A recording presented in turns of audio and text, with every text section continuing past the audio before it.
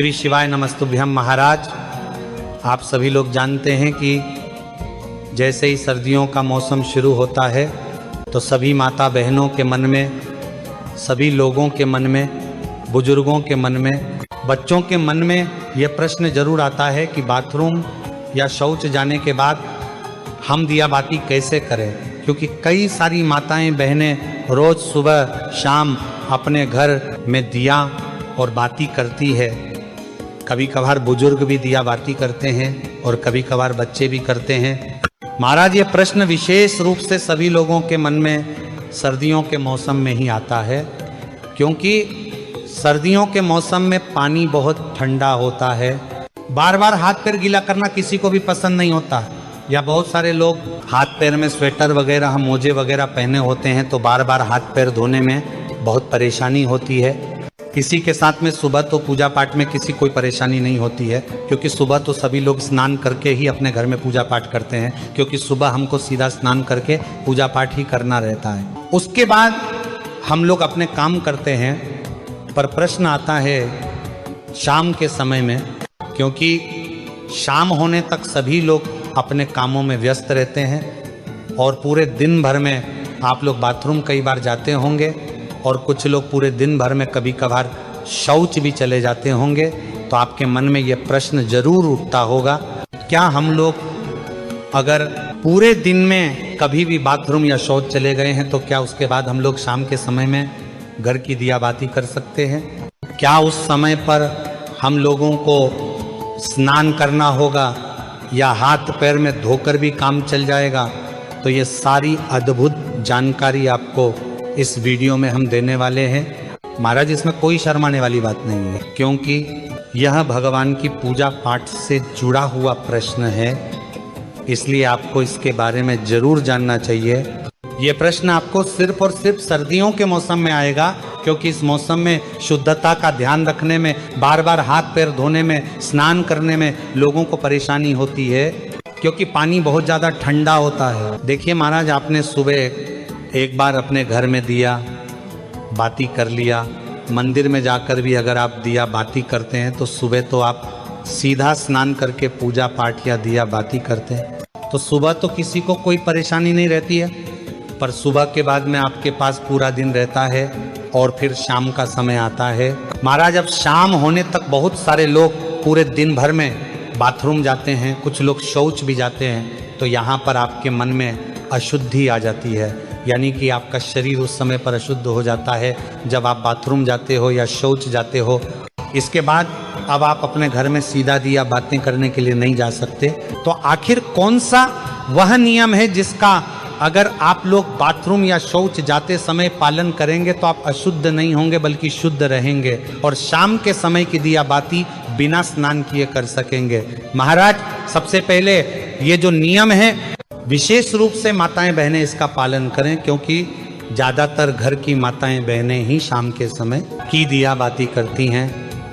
महाराज, सर्दियों के समय में आप पूरे दिन भर में जब भी बाथरूम जाती हैं तो उस समय के लिए सबसे पहले आप नियम सुन लीजिए, उसके बाद हम आपको शौच का नियम बताएंगे। सुबह स्नान करने के बाद, पूजा पाठ करने के बाद आप पूरे दिन भर में जब भी बाथरूम जाती हैं तो आप लोगों को बाथरूम से आने के बाद मात्र ये 3 काम करने हैं। ये 3 काम करने के बाद आप शुद्ध रहेगी और शाम के समय की दिया बाती भी कर सकेंगे। सबसे पहले जब आप बाथरूम जाएं तो बाथरूम से लौटने के बाद आप सबसे पहले अपने हाथों को धोए, अपने पैरों को धोए, उसके बाद 3 बार कुल्ला करें। कुल्ला का मतलब है कि अपने मुंह में पानी ले, मुंह को थोड़ा साफ करें और पानी बाहर फेंक दें। यह प्रक्रिया आपको 3 बार करनी होती है, मतलब 3 बार कुल्ला करना रहता है। इसके बाद आखिरी में थोड़ा सा पानी अपने मुंह पर अगर आप लोग मार लेते हैं या एक हाथ गीला करके अपने मुंह पर फेर लेते हैं तो आप पूर्ण रूप से शुद्ध हो जाते हैं। महाराज, ये नियम सिर्फ माता बहनों के लिए नहीं बल्कि सभी लोगों के लिए है, चाहे आप बुजुर्ग हो, चाहे आप पुरुष हो, चाहे आप बच्चे हो। अगर आप बाथरूम से लौटने के बाद इस तरीके से ये 3 कार्य करते हैं तो आप पूर्ण रूप से शुद्ध हो जाते हैं। महाराज, अब आप लोग कहेंगे कि यहाँ पर भी तो हमें पानी का इस्तेमाल करना पड़ रहा है, पर यहाँ पर आपको कम पानी का इस्तेमाल करके हाथ मुंह धोना पड़ रहा है, अन्यथा फिर आपके पास स्नान करने का ही एक आखिरी तरीका बचता है। आप चाहे तो हाथ मुंह धोने के लिए गर्म पानी भी करके रख सकते हैं, इसमें कोई परेशानी नहीं है। पर बाथरूम से लौटने के बाद अगर आप ज़्यादा कुछ ना भी कर पाए तो अपने हाथ पैर जरूर धोएं।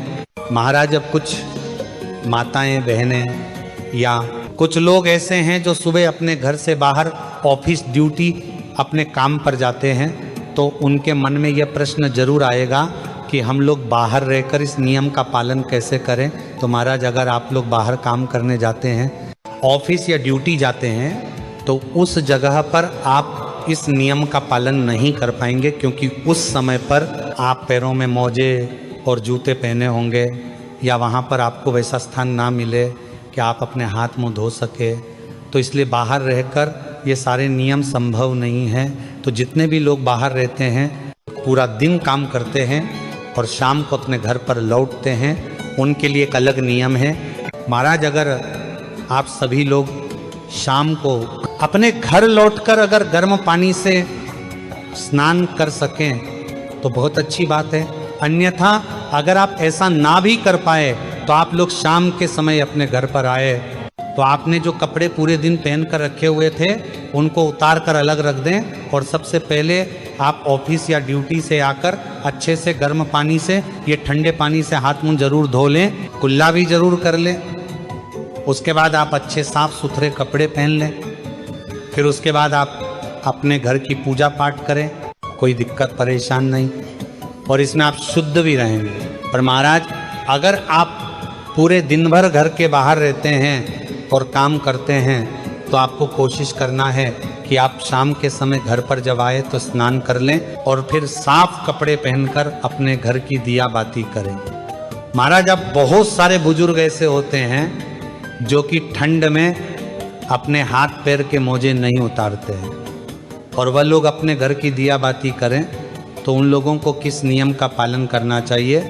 महाराज, जितने भी बुजुर्ग जन हैं वह लोग बाथरूम जाते समय भले पूरे दिन मोजे न उतारे और सिर्फ हाथ धोकर कुल्ला करके बाहर आ जाएं, पर जब आप शाम के समय अपने घर में दिया बाती करें या मंदिर जाएं तो उस समय आप वह पैर के मोजे उतार कर ही जाएं, और हो सके तो शाम के समय की दिया बाती से पहले आप हाथ पैर जरूर धो लें। आप चाहे तो गर्म पानी का इस्तेमाल कर सकते हैं। महाराज, अब हम लोग सीधा बात करते हैं कि अगर आप लोग पूरे दिन भर में कभी भी शौच चले जाते हैं तो उस जगह पर आप लोगों को क्या हाथ पैर धोना चाहिए या स्नान करना चाहिए?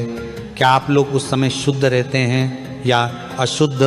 महाराज, अब अगर आप लोग पूरे दिन भर में कभी भी अगर शौच चले जाते हैं तो आप पूर्ण रूप से अशुद्ध हो जाते हैं, और शौच के समय आपने जो भी कपड़े पहने रखे होते हैं आपके साथ वह कपड़े भी अशुद्ध हो जाते हैं। इसलिए शौच जाते समय सीधा सा नियम यही है कि जो भी लोग पूरे दिन भर में कभी भी शौच गए हैं उनको शौच से आने के बाद सीधा स्नान करना चाहिए। अगर वह शौच से आने के बाद स्नान नहीं करते हैं तो उनको शाम के समय की दिया बत्ती नहीं करना चाहिए या मंदिर नहीं जाना चाहिए, क्योंकि आप अगर शौच से आने के बाद स्नान नहीं करते हैं तो आप अशुद्ध रहते हैं।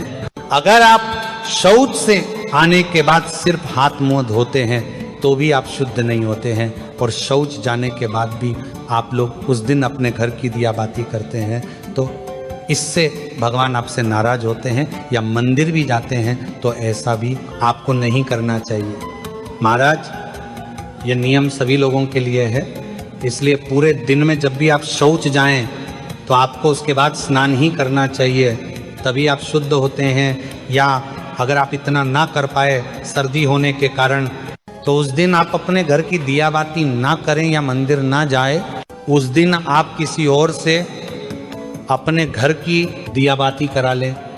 महाराज, यहाँ पर प्रश्न ये आता है कि सर्दियों के समय ज़्यादातर लोग मोटे मोटे कपड़े या स्वेटर वगैरह पहने रहते हैं, तो अगर वह शौच जाते हैं तो इतनी सारी चीज़ों को धोना संभव नहीं है, तो वह क्या करें? तो महाराज, उस समय पर आप जब शौच जा रहे हो तो उतने ही कपड़े पहन कर जाएं, जितने को आप बाद में धो सके बाकी के कपड़े उतार कर बाहर रख जाएं, और शौच से लौटकर आप खुद स्नान करें, उन कपड़ों को भी धोए जिन्हें आप पहन कर गए थे। फिर स्नान करके आप वो मोटे कपड़े या सर्दी वाले कपड़े पहन सकते हैं जो आपने पहले ही उतार कर बाहर रख दिए थे। महाराज, इस तरीके से आप लोग सर्दियों के समय बाथरूम या शौच जाते समय शाम के समय की दिया बाती कर सकते हैं। महाराज, वैसे हमने आपको अपनी तरफ से जो भी प्रश्न थे बाथरूम या शौच जाते समय और दिया बाती से जुड़े हुए वो हमने आपको बता दिए हैं। बाकी अभी भी अगर आपके मन में कोई प्रश्न है तो वह आप हमसे कमेंट करके पूछ सकते हैं। और आप हमारी ये वीडियो कहाँ से देख रहे हैं और क्या आप लोगों के यहाँ भी कितनी ठंड पड़ रही है वो भी हमें कमेंट में ज़रूर बताएं। श्री शिवाय नमस्तुभ्यं महाराज।